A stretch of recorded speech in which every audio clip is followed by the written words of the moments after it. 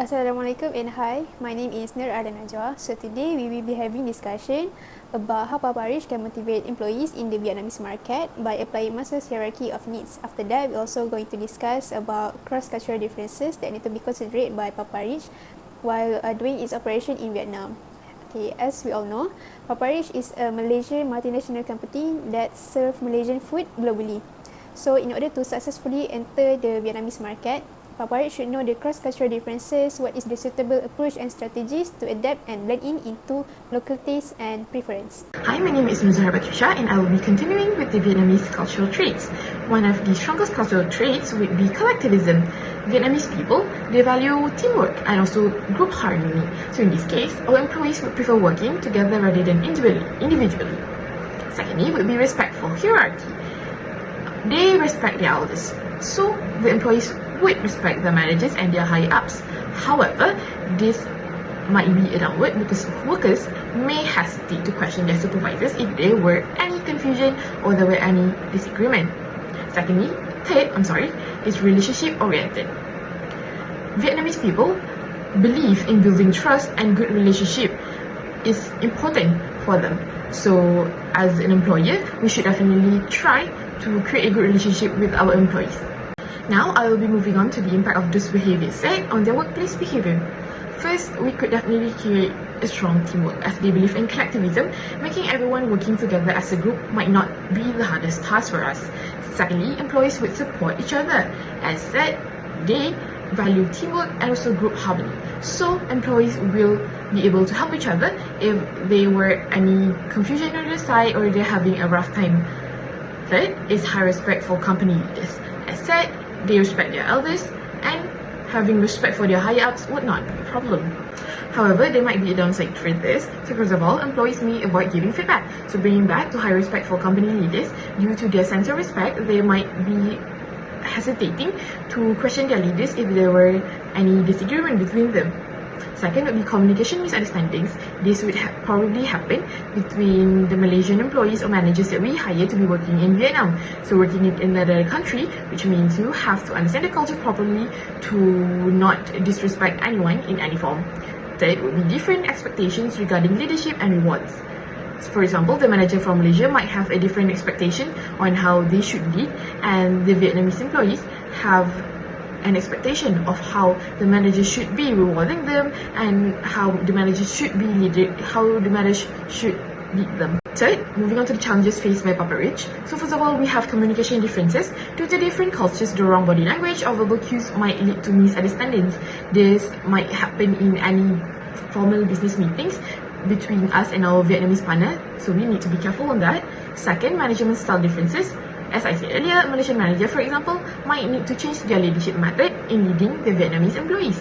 Third would be rise of misunderstandings. So dealing with a new foreign partner may be harder at the beginning as the both parties are still trying to create a bond in the business. However, this is important to ensure a smoother business transaction in the Vietnam.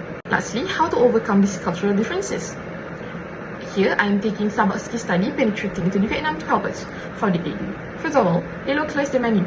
Knowing that Vietnam is a country strong on their coffee culture, Starbucks had to find a way. So, they localized the menu. For example, the Asian Dolce Latte was created to cater to the local taste buds. So, for us, we keep the originality and at the same time, we do customization and we do R&D for our menus to fit the local taste buds while keeping the Malaysian identity with us. And that's what Papa Rich should do too.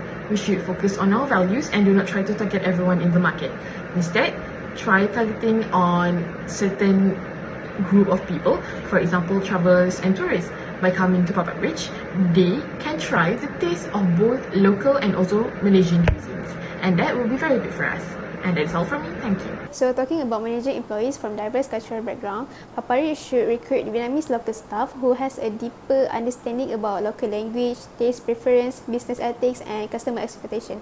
Moreover, Papa Rich need also consider the collectivist culture in Vietnam whom prioritize relationship building and the sense of belonging in the community by organizing activities that are related to teamwork that could strengthen the bond between employees and employer. There are two strategies that Paparish could apply in managing their employees. Firstly, as I mentioned, Paparish must hire the local talents for management position, especially top management position, because they understand better about the domestic market and what do customers desire in food and beverage sector.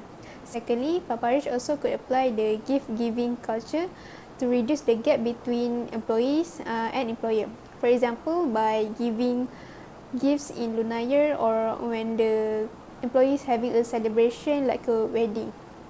By doing so, Paparish can increase the loyalty of employees, which will eventually reducing the turnover rates within the organization. According to Maslow, employers must first satisfy their basic needs before they can achieve higher level needs. For psychological needs, Paparish can provide fair salaries, meal allowance or free meals during work shift, and comfortable working conditions such as clean facilities, proper ventilation and reasonable working hours. For safety needs, Paparish should provide a safe working environment, healthcare benefits, job security and equal protection for all employees regardless of their cultural background. Safety information should also be available in language that employees understand. After meeting the basic needs, Paparish can focus on higher level needs. For social needs, the company can encourage teamwork, organize multicultural team building activities and celebrate cultural festivals such as Hari Raya, Lunar New Year and Songkran to strengthen mutual understanding among employees from different ASEAN countries. For esteem need, managers should recognize employees through awards, promotion, bonus and public appreciation. Recognition should always be fair regardless of nationality or culture. Finally, for self-actualization, Paparish can provide training programs, leadership opportunities and career development so employees can improve their skills and achieve their full potential. In conclusion, fulfilling all level needs of Maslow hierarchy of needs help Paparish build a motivated, inclusive and productive workforce across ASEAN. Next, I'm going to explain on how Paparish can manage cross-cultural operation in Vietnam. Firstly, Paparish can adopt a polycentric approach by hiring a Vietnamese manager to control the operation in Vietnam. By doing so, the company can benefit from the manager understanding about local and customer preferences. This help improve communication. At the same time, the company can build a stronger relationship with customer. Next, Paparish can manage cultural management by adjusting its menu to match local food habit. For example, Paparish can introduce lighter dishes, reduce oil and sweetness, and introduce more rice-based meals. This adaptation help Paparish align with local preferences and increase customer acceptance. Lastly, Paparish can also form a partnership with the local suppliers in Vietnam to source a fresh and authentic ingredient. In addition, collaborating with local suppliers can help Paparish comply with Vietnamese food safety regulation. This strategy also strengthens relationship within the local business environment, making it easier for the company to operate more effectively in the Vietnamese market. In conclusion, the expansion of Paparish into Vietnamese market is a strong opportunity, but its success depends heavily on how well it adapts to the local environment, understanding current issues and differences. By creating strategies on how to adapt and overcome the differences, Paparish can get the recognition and create connection in the Vietnamese market.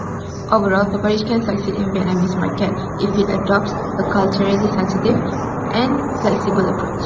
By combining its established brand strength with localization strategies, Paparish not just can enter the Vietnamese market successfully, but also build a long-term customer trust and sustainable growth in Vietnam.